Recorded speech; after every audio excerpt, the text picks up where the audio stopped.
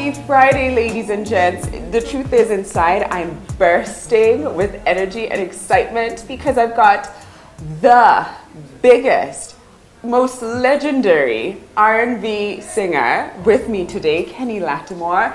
I'm pretty certain his songs have been with you through some of the most sentimental moments in your life, whether it is on your first date, slow dancing, or maybe walking you down the aisle, you know, dancing to his songs for your very first song together as a couple. Kenny, I'm so excited. Thank you. The truth is, before I was dying of nerves, not kidding, dying of nerves, then you walked in and you're this gentle spirit and you've given me a hug and I'm like, oh, Asante.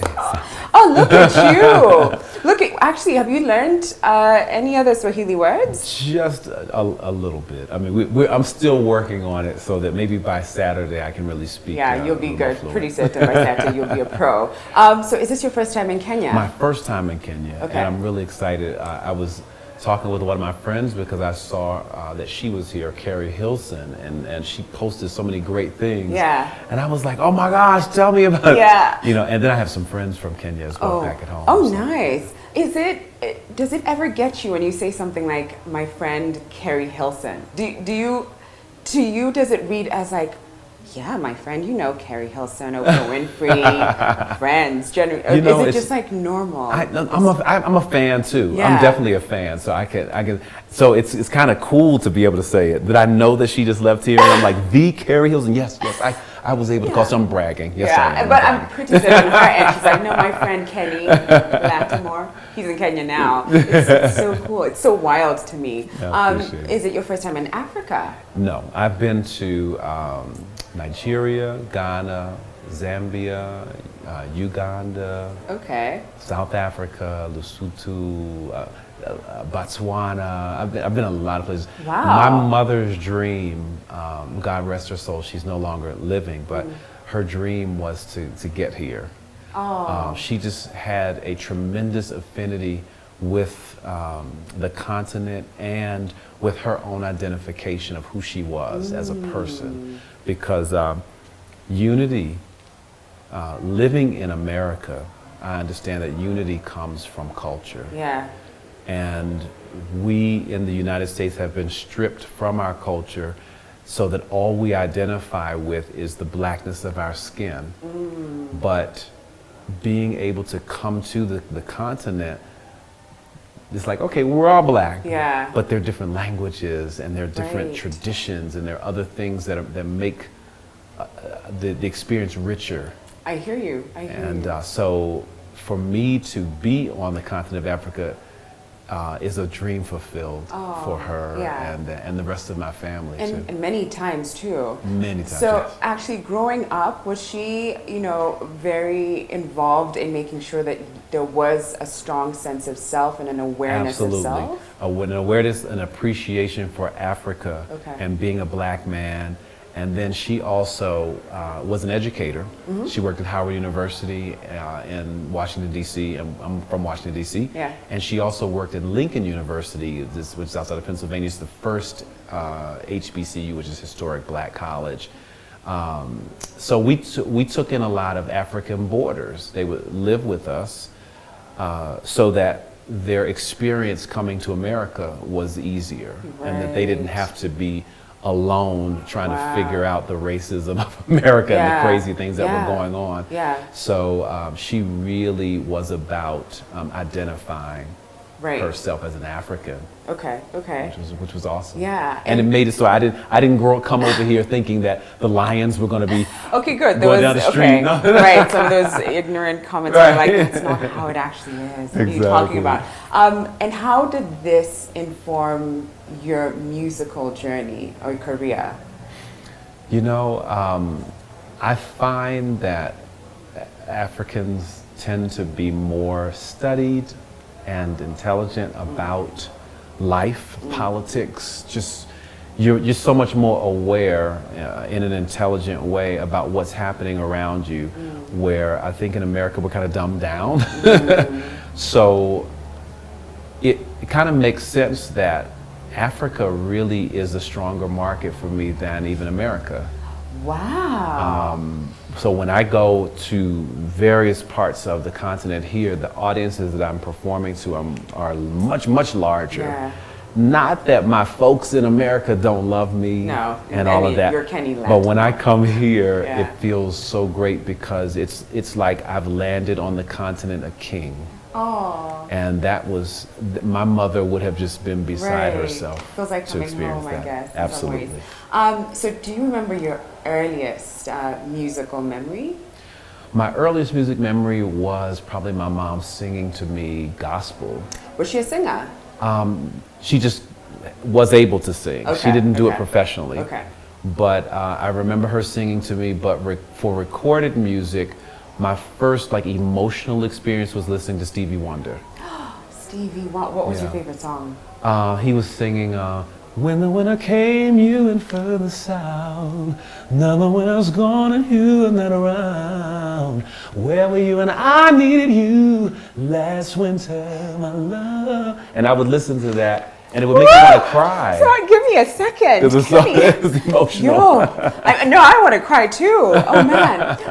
And was he the artist that you looked up to? I did. Stevie, and in particular, Luther Vandross became the singer that I admired so much from his live performance, because my mom took me to see him when I was maybe about 16.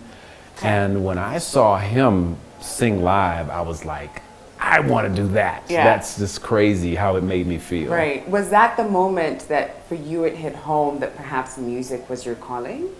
Absolutely. I mean, because there were many moments through my life where I was affirmed as a singer, because sometimes you're just singing around the house and everybody goes, yeah, I thought everybody could sing. No. But my mother discovered I could sing actually when I was 12. And she asked me, she overheard me singing something around the house, and she said, would you like to take voice lessons? And I didn't know what voice lessons was. Yeah. So I was like, okay, as long as I'm not in trouble, that's fine, I'll take voice lessons.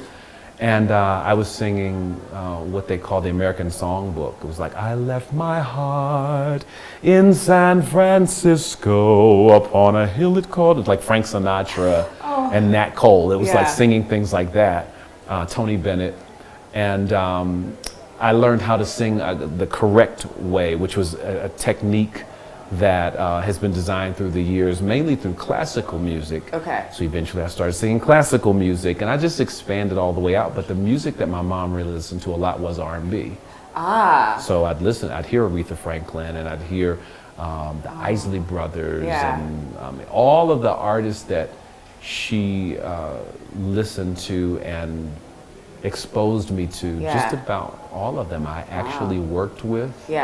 Or had some kind of encounter with through my career. Okay. And at which point did you decide, you know what, R&B, that's what's really calling my soul? I tried a lot of things. Gospel was very important to me. I did different records through the years, but I felt that my opportunities kept opening in R&B, and I couldn't figure it out at first, but I think that people would see me and they thought somewhere between the subtleness and sultriness, because I could sing and belt out songs, but there was a desire to market how I looked with the subtleties of my voice. That's the only way I could really explain it. It's like when executives come to see you, or they hear what you do, they begin to pick out different things to focus on.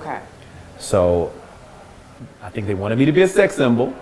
So I was like, okay, I'm whatever not that means. I mean, Kenny Lattimore, And I appreciate that. But it wasn't anything that I thought of myself. I didn't think that highly of the process. But it was cool to be affirmed in that way. And then at the same time, I remember when I did my first record deal, they said, you know what, I know you can sing all of these different genres and everything, but can you sing in this, even this tone, in this way, this type, this part of your voice? We think we can market, and you'll sound different. So I began to sing, I've got things on my mind, I'm not too busy for you, I'm not too busy. You know, it was a different approach and it was the lighter side of my Right. voice, Yeah. and the falsetto and all that. It was mixing it all up that they wanted. What was that transition like for you? Was that welcome, or was there a little bit of resistance? At first, I didn't totally understand it. It took a writer named Kipper Jones who actually wrote that song. Okay. And when Kipper laid out the demonstration of the sound, I was like, oh, I get it. And I would just try everything because I didn't know. I didn't really know what I should be grounded in. Yeah. But once I recorded Never Too Busy, I sat back, I remember I listened to it and I said, wow, okay, this sounds like a single. It doesn't sound like anybody else on the radio right now. And that was one thing that I wanted. Okay. I didn't want to sound like I was imitating Luther or Donny Hathaway or any of the people that I admired. I wanted to always have my own voice. Speaking of people that you admired, have you ever had a moment, and particularly I guess at the beginning of your career, where you got stunned into not even knowing what to do or how to react because you thought, oh my goodness, I can't believe this person is in the room. Have you had that moment? And who was that for you? Actually, it was Aretha Franklin. Really? Oh man, I saw the post you put up it was recently. crazy. Actually, She asked me to sing for her birthday one year, and I was like, wow, it was incredible. So from the music industry, and then I have another person. Okay. But from the music industry, I remember walking in and seeing her for the first time, and I was just like, oh my gosh. And I walked up to her and I stepped on her foot. No! I'm standing on her foot, and I'm like, ah. And What was her reaction? I just was like, I am so sorry. And she looked at me and she just said, it's okay. It's all right. She says, and she just hugged me and we took the pictures, and I was like, oh, I thought I was going to get cursed out or something, you know. Right. But she was very gracious and always wonderful to me. Always wonderful. The other one would be Nelson Mandela.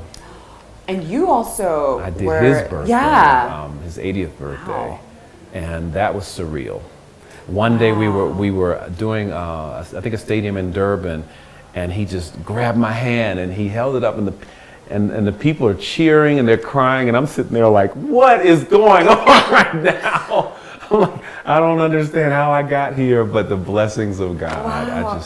It's interesting how you talk of yourself in that sense of I can't believe I'm here, and you're sitting next to me, and I'm thinking I can't believe he's here. You're my first international major artist, and so I appreciate that. I'm shaking in between all of this, but I'm trying to remain You're doing calm. great. Thank you.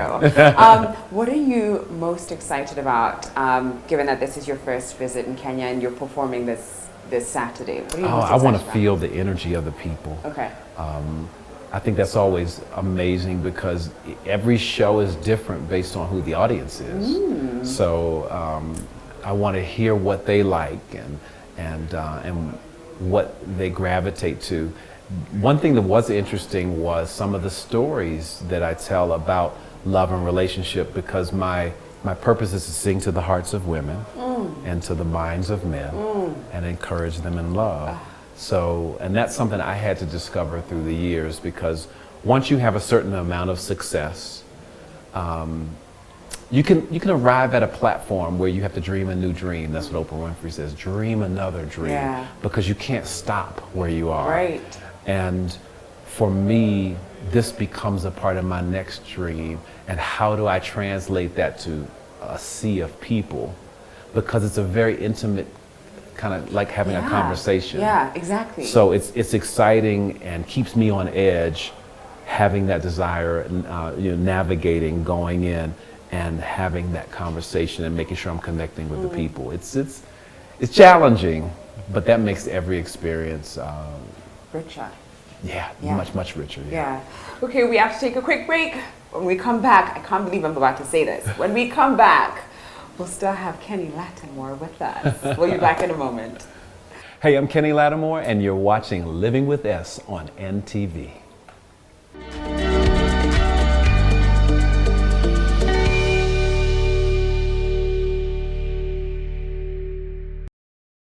Ladies and gentlemen, we have Kenny Lattimore in studio today because he's in concert. He's singing, performing this Saturday, which you better be going for. But right now, I want to ask you. You've been in the industry for a while. What's been the biggest transformational change that you've witnessed in the industry, in the music industry? The biggest transition in the industry has been probably the way that music is marketed, and the money that is spent is tremendously lower now. So when I think about new artists coming into the industry, I have no idea how they make it. I think that's where we find less and less superstars and distinctive artistry that is exposed, because record labels spent millions of dollars making us stars. Right. Because that's what it took to reach the households across the entire globe. It wasn't just, oh, well, we'll put the record out and see what happens. Right. But you had to really be chosen. Now that still exists, though, that you have to be chosen. If you're chosen in this day and age, you'll still get some assistance to become well known.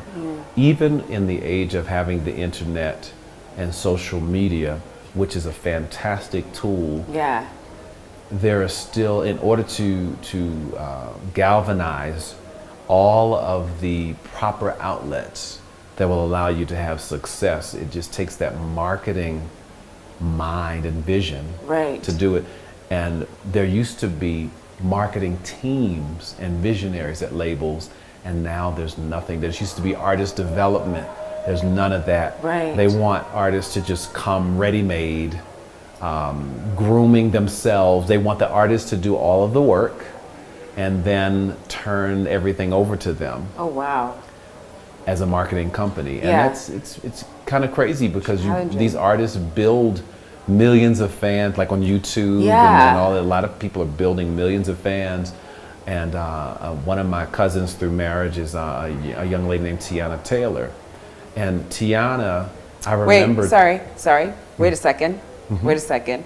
Tiana Taylor, who just released an album. Oh, yes. Who, she's wow. She's a cousin. I have two famous cousins, but it's from different distances in marriage and stuff, not, from immediate connection. But Tiana Taylor, and then there's Jacob Lattimore, who's my little cousin from Milwaukee. Now he's doing incredible things, not only in music, but he's also in acting.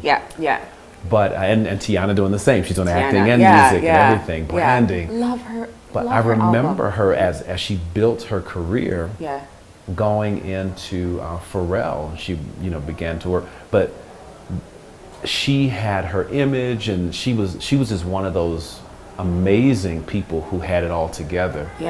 And that's now the standard, So I feel sorry, because everybody doesn't have the vision and distinctiveness of a Tiana Taylor. But that's what labels are looking for. They're almost like, prove yourself. But there was a time when the label would say, we see the potential. What you need to do is just change this little thing here and that little thing, and you'll be able to reach the masses. And then they'd help you to go and get your music, and they'd help you with your grooming or interviewing skills or what have you. Now you just have none of that. You're out to do it. That's so crazy. You've just touched on social media a little bit. And it's had a tremendous impact on a lot of people's music careers and their success. What are your thoughts on social media? I think it's wonderful. I think it's a great way to expose great talent. And I think we've seen great talent emerge from social media. I think it's just going to continue to grow. The only thing that I hate is that people are not respected as artists unless they have a certain number of social media followers. I don't think that that's fair, because everyone is not a social media expert, and it should not be compared to their talent. Or whether they'd be able to actually sell anything. To me, when labels use social media as a barometer for who they're going to sign, I think that's lazy. And I think that it disrespects music, because that would mean that if I'm not very talented, but I gain a huge following on social media, you'll give me a record deal? And that I don't think that's It's fair not at fair. all. In fact, a lot of models have come out complaining because they can't book jobs because the designers expect that you have a certain number of followers, but you're like, but that's look crazy. at look at my art, look at how I can perform, look at what I'm creating, Absolutely. rather than the numbers. Absolutely. And it's now become a numbers game more than anything else, which is frustrating. Whereas before it was if you booked Naomi Campbell, her talent was going to boost everything. Yeah. And we have social media, we have bloggers, and we have everybody that can carry that part of it. Yeah. And actually, that model's profile will go higher just from the opportunity if we see raw talent. But Yeah. again, it's not about the talent Exactly, it's the numbers. Yeah. Did you, speaking of social media, did you see the picture of Jeffrey Owens that went up? And it was him, Jeffrey Owens, he used to act in The Cosby Show. And so Oh, someone yes. took a picture of him, Yes. and he was now working in a supermarket, and they were trying to job shame him and be like, oh, look at you, you came here, you started from here, now look at that. And there was an outpour and an outcry on one of the most yeah. beautiful moments of social media. Yeah, exactly. Where it's Absolutely. like, no, actually, and there are all these celebrities being like, you need to back off. Between this job and this job, this is what I did, and this is how I hustled, because I was putting food on my table. Yeah, So, yeah. psh, And report he received jobs. Yeah. Major network jobs. Exactly. From the opposite of that shaming. Exactly. I think So- Tyler Perry signed him Yeah. up for like 10 shows on one of his shows, 10 episodes on one of his shows. But I was wondering, have you ever had to do any odd jobs in between, maybe starting out within your career? Absolutely. And what were Yeah. they? What did you do? Oh boy, because I've been in the industry probably way longer than people recognize. My first record deal, I was a teenager, but was in 1987. So you're talking about Oh, wow. lots of time went by. I was a receptionist at a law firm, Wow. and I worked my way up after having one record deal. I participated in another record deal, and these were with bands, groups. I participated with a group in a record deal while working at this law firm, and worked my way up to ordering their supplies and eventually taking over doing human resources assisting, and I've had secretarial staff that I supervise and different kind of things like that, because I realized that I would have to finance my own dream. That's what I tell my son and his friends and everybody Yeah. when they come over. I say, if you finance your own dream, Right. you don't have to prostitute yourself at any point. You don't have to go on anyone else's schedule. And not that everyone can do it. Yeah. But if that becomes a part of your vocabulary, a part of your work ethic, it just gives you more power. Because when you can't say no, you get into a lot of trouble. When it's Yeah. like, oh, I need this, I need this. Yeah. That it leaves room for a lot of compromise. Right. Yeah. And I think that's what we're seeing even in the climate of the Me Too movement. Exactly. Why did you go to the room with that guy? Yeah. It's a I'm sense hoping of helplessness. not that they wanted to be raped Yeah. or what have you, but it's the helplessness, like you said, Yeah. and the desire to. Well, I was hoping that they give me an opportunity. Yeah. I'm really hoping. I'm not going up there to do anything bad, but I'm hoping. But Yeah. it makes you vulnerable. Makes you vulnerable. In a negative way. Yeah, I hear you. You just talked about your son. How has fatherhood impacted the decisions that you had to make along your career and your music and your journey? You know, what I realized is fatherhood was one of the most amazing things. I love it. I simply love it. It's heartbreaking at times. Yeah. Because a lot of times and I've done this, I won't say we, but I look at my son almost like he's another me. Okay. And I want the best opportunities for him. I don't give him everything. Yeah. I probably spoil him, but he's not spoiled where he's enabled. Okay. But I think that I had to learn to allow him to fail. Oof. And that not must have been jump difficult. in, Yeah. and because that enables a child. Right. And they start to figure out, well, if I do this now, my dad will come and he'll, I don't want him to have that kind of attitude. Yeah. It's made me feel great about some of the decisions I made about the type of music and my lyrics, because I wanted to be able to have conversations with my son and lift a standard in his mind about what he would do if he decided to do music, which which he can sing. Obviously, his mother and I sing, so it's like there's no way he wasn't going to do that. No pressure, but now you have to be great. And he does feel it. It's so funny. If I tell him, I think I told him, I said, well, it's a tough business, son. It's really a tough business. So make sure you get your degree in business too, so that, or marketing or something that will accompany you if you decide to do music, or if you're an entrepreneur. Still go to college and everything. But just the fact that I told him it was difficult discouraged him a bit. Because he doesn't understand the process of what I've gone through. Right. How old is he? He's 15. He's 15. Yeah. Okay. Do you remember the moment actually where he was like, my dad is Kenny Lattimore? Do you remember that moment where he recognized? Because I'm sure growing up he was just like, doesn't your dad sing the same way you thought? Don't you guys? Doesn't every family have I think something singers? happened at school one time. Or no, it was behind the scenes. I was listening to him. He was repeating an introduction. Oh. Like, ladies and gentlemen, Kenny Lattimore and Shantae Moore. Something he said like that. And I was like, oh, wow. He kind of feels it now. But you know, he still is very humble, I think, about it. Even the way he grew up, the way he lived, the things that he had. Yeah. He could go to a friend's house that had far less or what have you and fit right in. Right. And I've never heard anybody say, well, he made us feel like he was better than us or had more. Yeah. He has always had a really great heart. Yeah, and seems very grounded. Absolutely. Even if his dad is Kenny Lattimore and his mom is Shantae Moore. Absolutely. Still mom and dad. Yeah. So at this point in your career, or in your life in general, whether it's professional or personal, are there any things on your bucket list that you're just itching to achieve or to do? Oh, wow, yeah. As much as I've been nominated for a lot of different awards, I still haven't won my Grammy yet. Okay.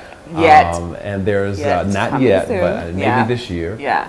And there's a lot of places I want to go to Australia, and I want to go to more parts of Africa and continue to expand, because one of the sacrifices of being a dad for me was not working as much. Because I would have missed the very significant parts of my son's life. And that's beautiful that you chose to. Well, it kind of shows me. I don't think I was smart enough. I really wasn't. I'm not even going to take credit. God knew. It kind of just happened where I looked back one day and I said, oh my goodness, I need to go in. I was talking to some friends and they were like, oh yeah, go into the school and grade some papers and all that. I was like, yeah, that's what I'm about to do. And the significance of that, I did not understand how powerful that would be until after. Wow. Thank God it was a decision that I did make. Yeah. But it wasn't made with, you know what, I'm going to make this decision because I'm going to have it was more or less like, I'm going to make this decision. And we went in. And then I backed out of it and I took a look and I was like, whoa, it was so significant, because I would not have spent significant time giving my son foundation. Yeah. So now he's like, yep, you can go. He's almost out of high school and I don't want to miss that either. Yeah. But I think that he is in a place where I will, starting this year, really work more than I had ever worked. We can't wait to see what you come out with. Actually, can you tell me, we're about to go on break, but can you tell me, do you listen to your own music? Like when you're driving around the sometimes car? Are you just I do. Yeah. You know, but for different reasons. I'm analytical. So sometimes when I listen to myself, I'm thinking about what I did differently, what I could do differently, what the production was like. I'm comparing it to what I sound like now. And I'm like, wow, they didn't have this effect on my voice then. That's so it's okay. not as nice. What's your favorite song to listen to when you're driving? Of mine, of yours, there's a song called Deserve right now. It's just, I like my really laid back stuff, atmospheric. The new album, Vulnerable, is a driving kind of album. Yeah. For me. Yeah. It has a little more tempo. but it's like it has more mids and things, and I'm like, this is a good drive. Oh yeah. Okay, we have to take a break, but we'll be back with more from Kenny Lattimore. Oh, I rhymed. Hello. Yay, Hello. yay. You're a rapper. Hey, I'm Kenny Lattimore, and you're watching Living with S on NTV.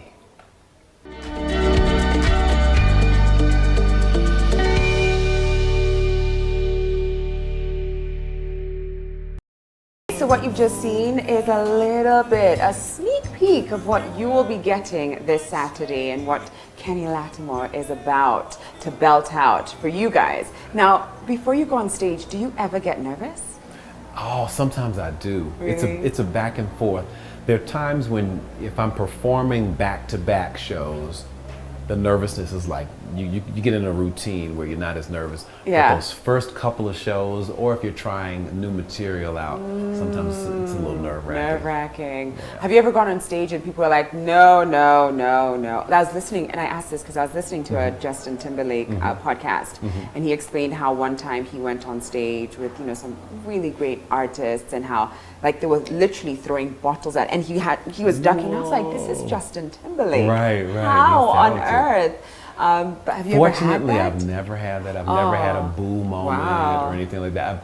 I've been close to a boo moment, not because the situation was, I think I came out on stage and technically the music started early. And I had no idea where it was. Okay. But when I'm ever in a situation like that, I'll say, turn the music off, and I'll just sing.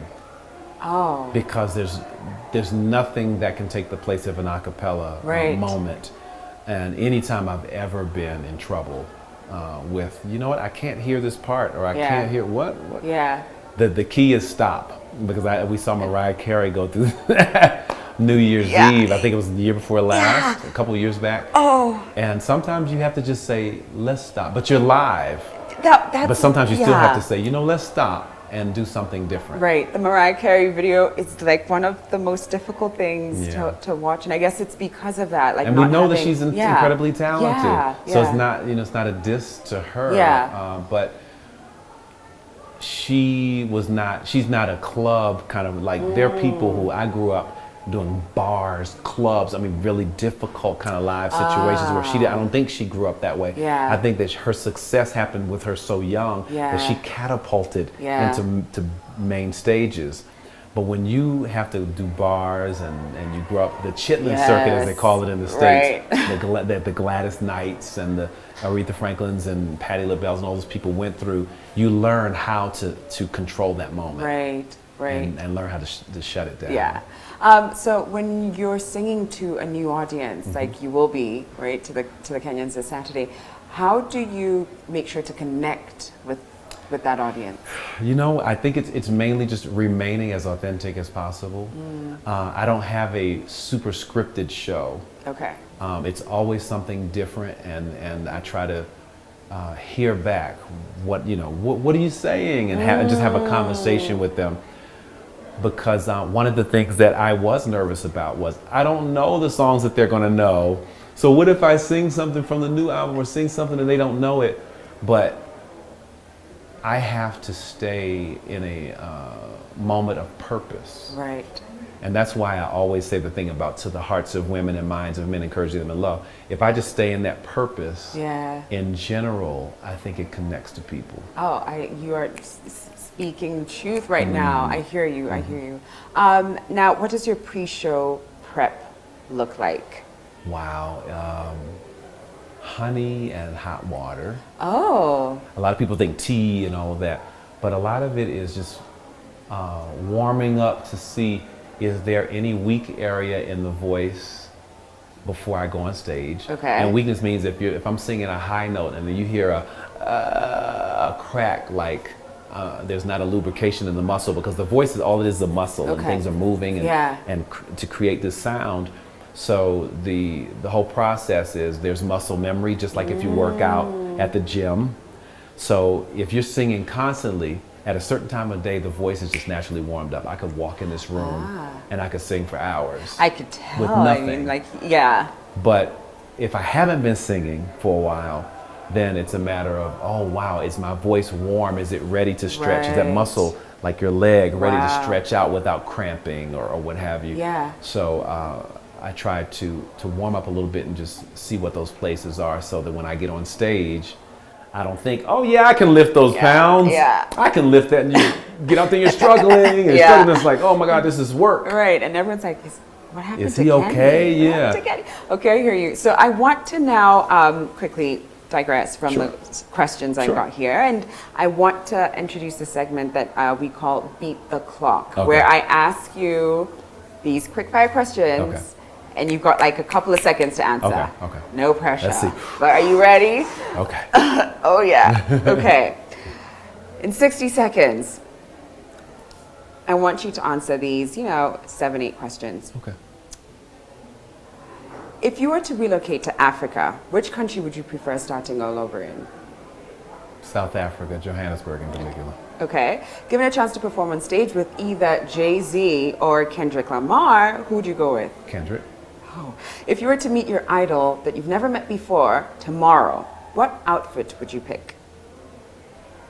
Something kind of casual, but well fitted. Okay. Does that You're, help? yeah, no, that's good. You're performing on stage and your mic goes off. What do you do? I smile and I hold the mic out until, because that's happened before, and tell them, get it together. But I smile at the audience. Smile and wave. If R&B and jazz music never existed, which one would you choose, reggae or hip hop? Probably reggae, because reggae still comes from that same soul of singing, and the lyric and all of that is still. I mean, not that hip hop doesn't, but it still has the more melodic. There's more melodic Wow. side than hip hop. Can you imagine Kenny Lattimore reggae? Okay, we're almost done. Here, okay, if you were to quit music, what would be your first choice of profession? At this point in my life, psychology. Oh, I'd probably be a psychologist. okay. Do you prefer brunch dates or evening dates? Brunch. Because Brunch. my son gets out of school and I have to be home. Oh, I love it. Oh, that was so nice. That was so nice. Interesting. Kendrick Lamar. Why Kendrick? I like the messages. And I like the fusion, and I know some of the guys that created the fusion of jazz in his music. I think it's smart how he's given us the bottom, he's given us the beat and the grime, but at the same time the sophistication of jazz. I love that. Not that Jay-Z does do, but Kendrick, I think that's his style, as opposed to like Jay-Z is so legendary, and his legacy is to take all of it. But Kendrick seems to just have a style that always incorporates that. One of my buddies, Terrace Martin, plays saxophone and creates some of the music with him. Oh. And that's something that we talked about some time ago. Nice. Now, earlier I asked you which of your songs that you like to listen to, but which artist or which other songs are you really into right now? Wow, I'm definitely an old school head, so I'll put on against Stevie Wonder, Luther, and Anita Baker, people like that. But if I'm listening to something now, I love like Tamia's new song that's out, the Passion Like Fire, Leave It Smoking, all of that is awesome. I like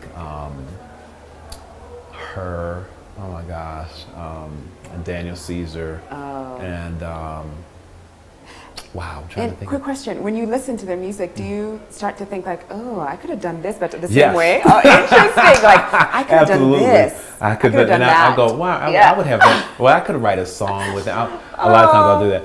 I remember listening to Weekend at one point, and I was like, could I have done that, the song for this movie? And sometimes I go, if this is the sound that is taking over, then I begin to learn how to emote and how to sing in the stylings and the cadence and what they're singing. Okay. So I have a producer, his name is Dracar Wesley. Yeah. They call him Madison, and he does all of my vocal production now to make sure that I fit into the cadences of today. Oh, lovely. Man, okay, so our show is over. It's over already? I can't believe it, but it's been incredible. it's been And really having fantastic. you on Living with Us and just getting to understand how you came to be, what inspires you, how even your mother impacted your journey. Except people are getting really excited outside, actually. So it's almost as if the show is about to start, but no, the show is on Saturday, so you better be there or be square. That really is the main thing this weekend, actually. I'm not even going to give you an events diary. That's what you've got to do this weekend, ladies and gents. That's about it. Love it. But thank you, Kenny. Thank you for It has having been me. And such this an is your first honor. international. You were wonderful. Thank you, Kenny. Thank I you. appreciate Thank you. you. Thank you. Thank you. Thank you. And we'll see you guys on Monday. Bye. I've got things on my mind. Yeah. I'm not too busy for you. I'm not too busy if you're feeling alone. Oh, I'm not too busy for you.